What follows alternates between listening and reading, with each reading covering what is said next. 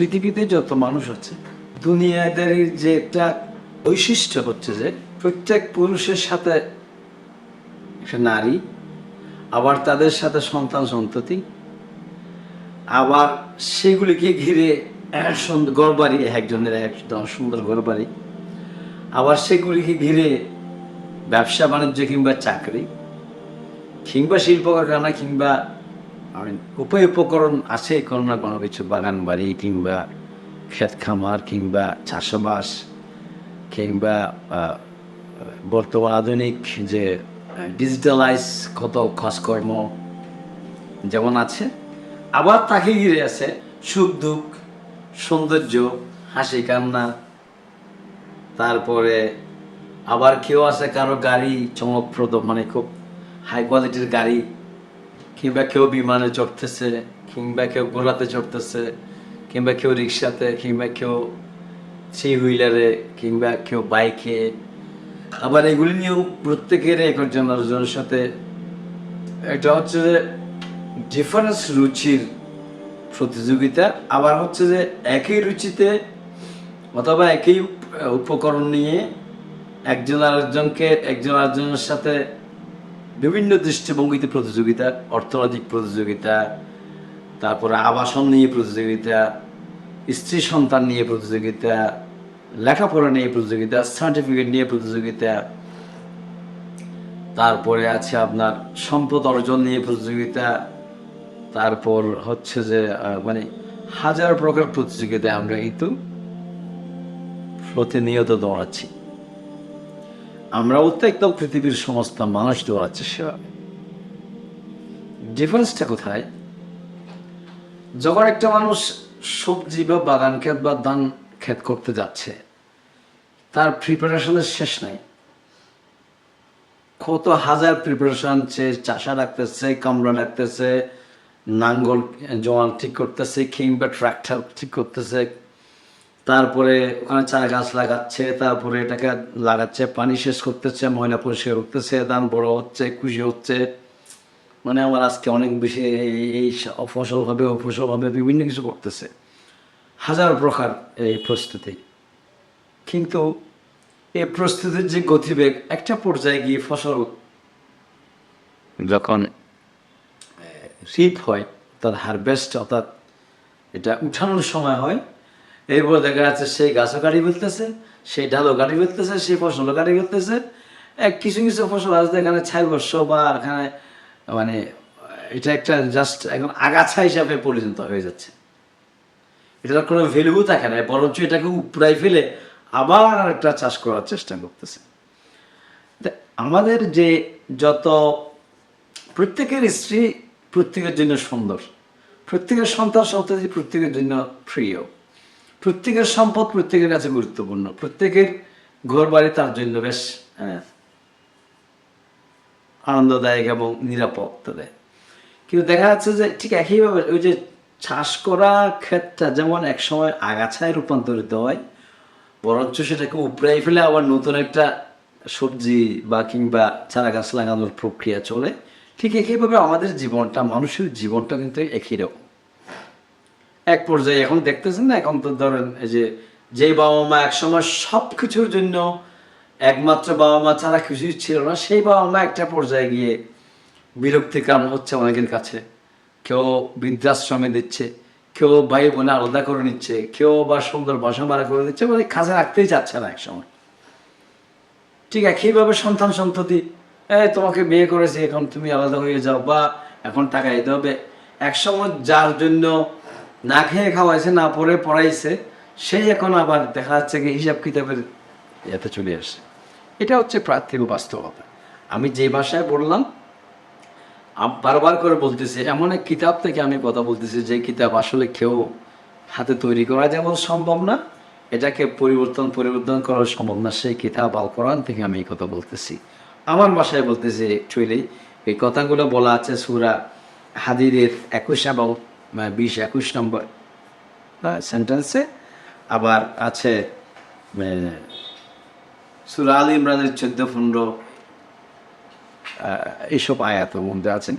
তো শেষ পর্যন্ত স্রষ্টা যার কাছে আমাদেরকে ফিরে যেতে হবে, উনি বলছে এসব প্রতিযোগিতা নিয়ে তোমরা কেন মারামারি হানাহানি দৌড়াদৌড়ি দৌড়াদৌড়ি এত প্রতিযোগিতা করতেছো যে কি নিয়ে প্রতিযোগিতা করছো? বরঞ্চ প্রতিযোগিতা যদি করতেই হয় তাহলে আমার যে সাক্ষাৎ, মৃত্যু পরবর্তীতে আমার সাক্ষাৎ করতে হবে, এখানে কি পুরস্কার সর্বোচ্চ পেতে পারো সেটার জন্য আমার যে গাইডলাইন দেওয়া আছে, জীবনযাপনের পদ্ধতি দেওয়া আছে, এগুলো নিয়ে করো। আর এগুলো তো স্বাভাবিক। আপনি চাষ করেন না করেন কিন্তু সমুদ্রের মাছ আছে, হবে। আপনি কিছু করেন না করেন কিন্তু বিভিন্ন গাছপালা অটোমেটিক্যালি উৎপাদন হচ্ছে। হ্যাঁ, আমার পক্ষটা, আমার ভাগটাকে সমৃদ্ধ করার জন্য আমি চাষ করতেছি। আর আপনি চাষ না করলেও কিন্তু এগুলো হবে। অথবা অন দ্য আদার হ্যান্ড যদি বলি, এই চাষবাস, বাগান, ক্ষেত, শিল্প কারখানা, এগুলি কেউ না কেউ কোনো না কোনোভাবে করবে, ফর শিওর। এটাই হচ্ছে সৃষ্টির একটা মহাকৌশল। যেমন আমি যদি আপনাকে এই কথাটা বলি, সেটা হচ্ছে কি, আসমান জমিন মধ্যস্থিত যা কিছু আছে, এগুলো কোনো কিছুই কি আমরা নিজেরা তৈরি করতে, আমরা শুধু রূপ পরিবর্তন করতেছি নিজেদের প্রয়োজনে। সাময়িক জীবনের ভোগ উপভোগ্য বিষয়টাকে ভোগ উপভোগ্য করার জন্য আমরা এদিক সেদিক করতেছি, কিন্তু কোনো কিছু তো আমরা সৃষ্টি করতে পারতেছি না। সেটাকে জাস্ট আমার মতো করে আমি ভোগ করার একটা উপায়, উপকরণ, একটা ফাঁদ তৈরি করতেছে মাত্র। জিনিসটা কিন্তু কার? স্রষ্টা। আসমানকে সৃষ্টি করেছে, বৃষ্টিকে সৃষ্টি করেছেন, চন্দ্র সূর্য, গরম, উত্তাপ, ঠান্ডা, গাছ, গাছের ছায়া, গাছের ফল, এগুলো তার মানুষে তৈরি করতে পারতেছে না, সম্ভব না। অতএব আমাদেরকে এই আস্থায় উপনীত হতে হবে যে দুনিয়ার জন্য আমি পাগল হয়ে দরকার নাই। হ্যাঁ, কর্মটা কি? সিস্টেমেটিক ওয়েত, অর্থাৎ যা দেওয়া আছে তার মধ্যে প্রত্যেকের সাথে যৌক্তিক, মৌলিক এবং সুসামঞ্জস্যপূর্ণ একটা সম্পর্ক বজায় রেখে আমার মাধ্যমে মানুষের সেবা মানুষ করবে, আর সব কিছু বাজে। কাজী নজরুল ইসলাম বলছে, আর হচ্ছে যে কোথায় স্বর্গ কোথায় নরক কে বলে তা বহুদূর, মানুষের মাঝে স্বর্গ নরক মানুষেতে সদাসুর। আমাদের অর্জন, আমাদের পরিশ্রম, আমাদের সৌন্দর্য সব একজন আরেকজনের সাথে ভাগাভাগি করে সবাই মিলে স্রষ্টার কৃতজ্ঞতা আদায় করব।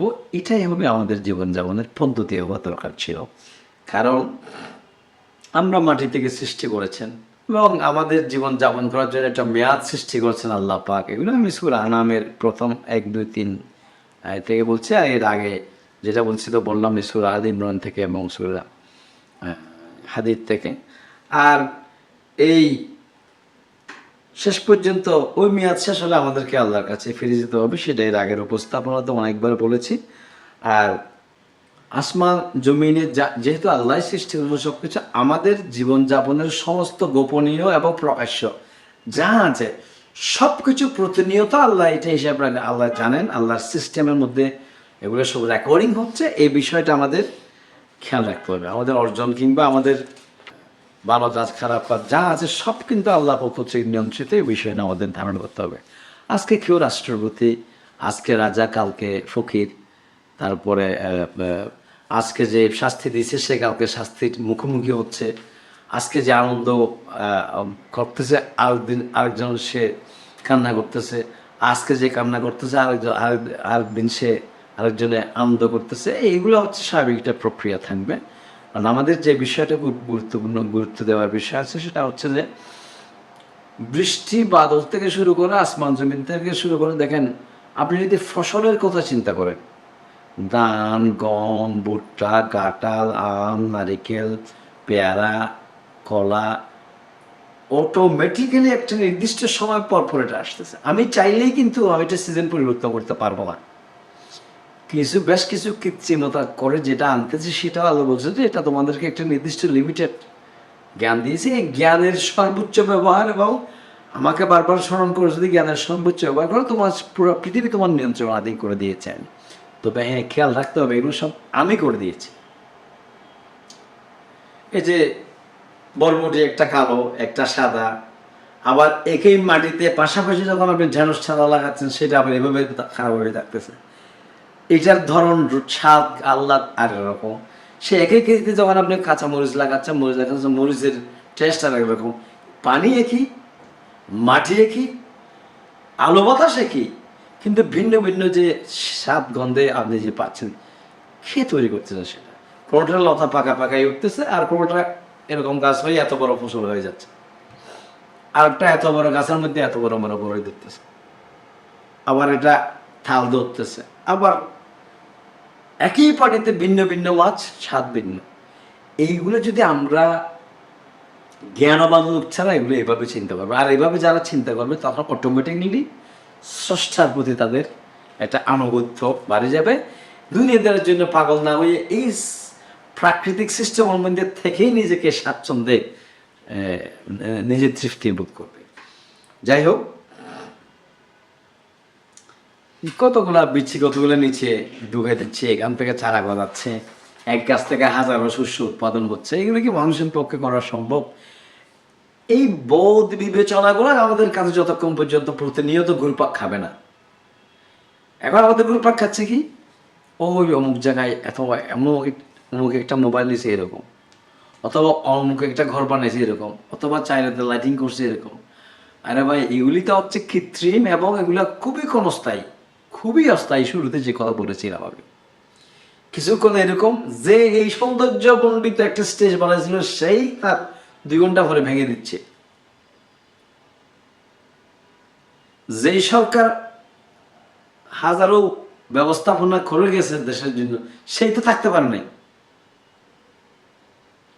অতএব এগুলিতে আমরা এত বেশি অতি উৎসাহী হয়ে পৃথিবীর সবকিছু অর্জন বা ভোগ করতে চাওয়ার মধ্যে একটা তৃপ্তি নেই। সেই কথাই আমি বলছিলাম, কেন এটা যে আমরা যে এই মননশীলতার সংস্কার বা মননশীলতার যে পরিবর্তন বা মননশীলতার মধ্যে যদি এই জাতীয় অনুভূতি না আসে, তাহলে কিন্তু হানাহানি, মারামারি, মানে চুরি ডাকাতি, দুর্নীতি, একজন আরেকজন ঠকা, একজন আরেকজনের পিছনে লাগা, একজন আরেকজনের সাথে বন্ধুত্বপূর্ণ আচরণ না করা থেকে শুরু করে সব কিছু কিন্তু সমাজে থেকেই যাবে, থেকেই যাবে। কৃত্রিম উপায়ে, পার্থিব উপায়ে ইচ্ছা শক্তি আমাদের মনে হচ্ছে, আমাদের জ্ঞানের সীমাবদ্ধতার কারণে অনেক কিছু মনে হচ্ছে। এগুলি কিন্তু এই মনস্তাত্ত্বিক যে বিষয়গুলোকে যদি আমরা একদম কনফার্ম মনে করি, তাহলে এটা ঠিক হবে না। এই কথাগুলো আমি অনেকভাবে পাবেন, তবে সূরা ইউনুস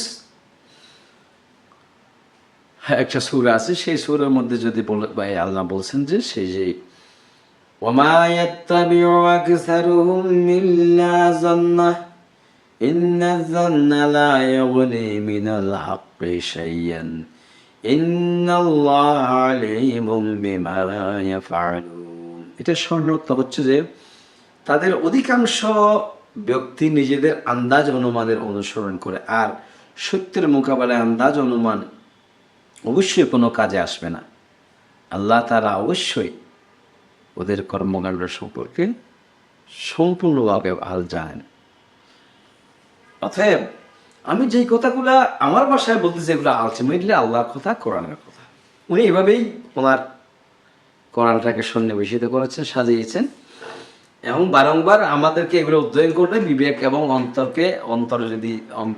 বিবেক অন্তরকে জাগ্রত করে, যেগুলো এগুলি বারবার স্মরণ করবো, তখনই আমাদের মধ্যে একটা পরিবর্তন আসবে। তুলনামূলকভাবে আমরা যদি এই যে মনে করে যে আমার বাচ্চা এরকম, অমুকের বাচ্চা এরকম, দেখবো যে এরকম প্রত্যেকেই তার বাচ্চা নিয়ে, প্রত্যেকেই যার ব্যবসা প্রতিষ্ঠান নিয়ে, প্রত্যেকেই তার কাজকর্ম নিয়ে কিন্তু সে নিজে নিজেই সন্তোষ প্রকাশ করতেছে। মৌলিক বিষয় হচ্ছে কোথায়, ওই যে যেটা বলেছিলাম, আমাদেরকে এত কিছু দিয়েছে, একটা নির্দিষ্ট সীমারেখা সৃষ্টি করে দিয়েছে, ওখানে আমাদের চলে যেতে হবে। এই বিষয়টা আমাদের ধারণ করাটা অত্যন্ত ইম্পর্টেন্ট। আর এই ধারণ করার জন্য বারবার করে এই কথা বলতেছে যে আন্দাজ অনুমানকে পরিহার করে মানুষের মস্তিষ্কের প্রসূত জ্ঞানকে সীমাবদ্ধ মেনে জেনে, যেখান থেকে আমাদের বারবার অধ্যয়ন করে নিজেদেরকে আত্মশুদ্ধি করতে হবে, তাহলে আপনার চাকরি, আপনার পারিবারিক সংসার, আপনার ব্যবসা, আপনার চাষাবাস, আপনার আবিষ্কার, আপনার রাজনীতি, আপনার সমাজনীতি, সব কিছুতে আপনি পরিদৃপ্ত হবেন। থেকে নিয়ে ধারণাগুলো করতে নিতে হবে। ওমা কানা হাযাল কুরআনু আন ইফতারা من دون الله ولكن تصديق الذي بين يديه وتفصيل الكتاب لا ريب فيه من رب العالمين. এই কোরআন এমন এক গ্রন্থ, এমন এক গ্রন্থ আল্লাহর ওহী ভিতরে রেখে আল্লাহ যা বলছেন তার ভিতরে এখানে কোনো কিছু অনুপ্রবেশ করা সম্ভব না, গড়ে দেওয়া সম্ভব না। সেই সব গ্রন্থের এই গ্রন্থ, এই কোরআনের মধ্যে এমন কিছু আছে যা পৃথিবীর শুরু থেকে শেষ পর্যন্ত যত ধরনের সত্য, সব সত্য এখানে লুকায়িত আছে। এটা আমার আমি যে কথাগুলো বলতেছি এটা একটু আমার বানানো কথা না, এটা কোরআন থেকে বলা কথা। আপনারা কেউ যদি মনে করেন যে উনি মনে ওনার মতো করে বলতেছেন, এটা নিরেট বোকামি হবে, মিথ্যা হবে। আর যারা বিশ্বাস করবে এসব কথাগুলা, তাদেরকেও আল্লাহ ভালো করে জানেন। আর যারা বিশ্বাস না করে, এটার ভিতরে হাজারো মতবাদ এবং জ্ঞান, সীমাবদ্ধ জ্ঞানকে নিয়ে সন্তুষ্ট হয়ে বিপর্যয় সৃষ্টি করবে, তাদেরকেও আল্লাহ চিনে। অতএব আমাদেরকে সতর্ক থাকতে হবে। কেন নিশ্চয়তার কোথায় পাবো আমরা? দেখেন, এখানে অত্যন্ত ইম্পর্টেন্ট বিষয় হচ্ছে অনুমান ভিত্তিক সীমিত জ্ঞান ভিত্তিক পথ চলা জীবনযাপন সবই অত্যন্ত যেমন ভয়ঙ্কর, তেমন এটা হচ্ছে কি, যেমন ভয়ঙ্কর তেমন ঠিকসই না। আমাদের প্রচলিত সমাজ একটা প্রবাদ আছে না, অল্প বিদ্যা ভয়ঙ্কর, এগুলো সব অল্প বিদ্যা। আর যদি সুনির্দিষ্ট হয় যে কোরআন ভিত্তিক আল্লাহর জ্ঞান ভিত্তিক যদি বিদ্যা থাকে, তাহলে আমাদের যে বিশ্বাসটুকুন আসবে সেটা হচ্ছে যে এই وما من دابة في الأرض إلا على الله رزقها ويعلم مستقرها ومستودعها كل في كتاب مبين. জমিনের উপর বিচরণশীল এমন কোন জীব নেই যার রিজিক পৌঁছানোর দায়িত্ব আল্লাহর উপর নয়। তিনি যেমন তার আবাস সম্পর্কে অবহিত, তেমনি তার মৃত্যুর পরে তাকে যেখানে সুপর্দ করা হবে তাও তিনি জানেন। এসব বিবরণ কোরআনের মধ্যে সন্নিবিষ্ট করা আছে। আল্লাহ পাক সুবহানাহু ওয়া তাআলা আমাদেরকে এই বিষয়টা যেন অনুভব করে বোঝার তৌফিক দান করেন, আমিন। এতক্ষণ ধরে আমি এলোমেলোভাবে কিংবা বিভিন্ন উপকরণ দিয়ে যে কথা বলতে চেষ্টা করেছি, সেটা যদি আপনি মনোযোগ সহকারে বিবেচনা করেন, তাহলে বিশ্বাস এবং কর্মের মধ্যে একটা জেনুইননেস, একটা বিশ্বাসের দৃঢ়তা আপনার কাছে আমার কাছে আসবে। আর এই বিশ্বাসের সংস্কার হওয়াটাই হচ্ছে মূল উদ্দেশ্য। আবার আমি কোন বিশ্বাসের উপর প্রতিষ্ঠিত, কোন দিক নির্দেশনার প্রতিষ্ঠিত, এটাই হচ্ছে ডিফাইন করার হচ্ছে আমার মূল উদ্দেশ্য। কর্মব্যস্ত কর্মপন্থা বিশ্বাস ভিত্তিক হলে জীবন পরিবর্তন স্বাচ্ছন্দ্যপূর্ণ, নিরাপদ এবং সুখময় হবে। কোন বিশ্বাস? ও যেটা বললাম, তার পৃথিবীর সমস্ত কিছুর দায়িত্ব আল্লাহ নিজের দায়িত্ব নিয়ে রাখছেন। এটার উপর আপনাকে আস্থা আনতে হবে। আর আমার করণীয় কি, আপনার করণীয় কি? উনি যে জীবনযাপনের যে গাইডলাইন দিয়েছেন, যে পথ নির্দেশিকা দিয়েছেন, যেটাকে আমরা সিরাতুল মুস্তাকিম বলি কিংবা কোরআন ভিত্তিক জীবনযাপন বলি বা এটাকে জীবন বিধান বলি, সেখান থেকে আমাদের জীবনযাপনের পদ্ধতিগুলো আহরণ করে সেভাবে নিজেদেরকে পরিচালিত করা, নিজের সংসার, সন্তান সন্ততি, পরিবার পরিজন, ব্যবসা বাণিজ্য, কৃষি, যত কাজকর্ম আছে সেই অনুযায়ী পরিচালনা করা। এখন বিষয়টা যদি আমি আরও একটা কথা আপনাদেরকে বলি, সেটা হচ্ছে যে নূহ আলাইহিস সালাম আমার মতো করে এরকম কথা আরও অনেকেই বলতেছে, এবং বিভিন্ন পয়গম্বররাও পয়গাম যারা পৌঁছায় দেওয়ার সালক বা বার্তাবাহকরা এভাবে করে বলে গেছেন। আমিও তার উত্তরসূরি হিসেবে কথা বলতেছি। এখন তাতে খেয়ে বা কজন এটা পরিবর্তন হবে, this is not my fact at all. আসল কথা হচ্ছে আমার কাজ পৌঁছে দেওয়া, এটা আমার দায়িত্ব। এটার জন্য আমি ধরাশয়ী হবো, আমি প্রশ্নবিদ্ধ হবো, যেহেতু আমি এগুলো চর্চা করি। আর যেই বা যারা এগুলোকে গ্রহণ করবেন বা ইয়া করবেন, সেটা গ্রহণ করছেন কি করেন না, সেটা জবাবদিহিতা কিন্তু অ্যাকচুয়ালি আপনার উপরেই আসবে, এবং সেটার অপকারিতা আপনি ভোগ করবেন। সো অতএব যেটা আমি লাস্ট কথা যদি আমি একদম শেষের কথা যদি বলি, সেটা হচ্ছে যে এই শেষ কথা যেটা বলি, মানুষের জীবনে যখন কোনো ধরনের বিপর্যয়, বিপদ আপদ, বিপর্যয় কিংবা মৃত্যু আসছে, অনেক রোগাক্রান্ত হয়ে গেছে, মানে যে কোনো ধরনের বিপর্যয় আসে, তখন মানুষ খুব কি হয়ে মানে খুব নত জানু হয়ে অনেক অনুনয় বিনয় করে তখন আল্লাহর কাছে ফরিয়াদ করে, মানুষের কাছে ক্ষমা চায়, আর করবো না বলে বিভিন্ন। কিন্তু একটা জিনিস আমাদের এই ক্ষেত্রে যেটা খেয়াল রাখতে হবে সেটা কি, ওই যে মধ্যখানে বলেছিলাম, একটা নির্দিষ্ট সীমা রেখা, সময় সীমা দিয়ে আমাদেরকে সৃষ্টি করা হয়েছে। আপনি যেই সময় আপনি নিজের ভুল বুঝতে পারবেন বলে মনে করতেছেন, বিপদে পড়লে আবার আপনি ফিরে আসবেন বলে মনে করতেছেন, সেই সময়টা হয়তো আপনি নাও পাইতে পারেন। তখন পারিপার্শ্বিকভাবে, অদৃশ্যভাবে সব জায়গাতে একটাই কথা আসবে, বা এই সময় তো অনেক ছিল, 20-30 বছর কাটিয়ে দিয়েছেন, 50 বছর কাটিয়ে দিয়েছেন, ভালো হইলে তখনই হইতেন, এখন আর সময় নেই, আপনার কাজ ছাড় দেওয়ার সুযোগ নাই। এই প্রশ্নের সম্মুখীন হওয়ার আগেই যেন আমরা আত্মশুদ্ধি পথ বেছে নিই, সেটাই আমার কামনা। আমিন। আসসালামু আলাইকুম।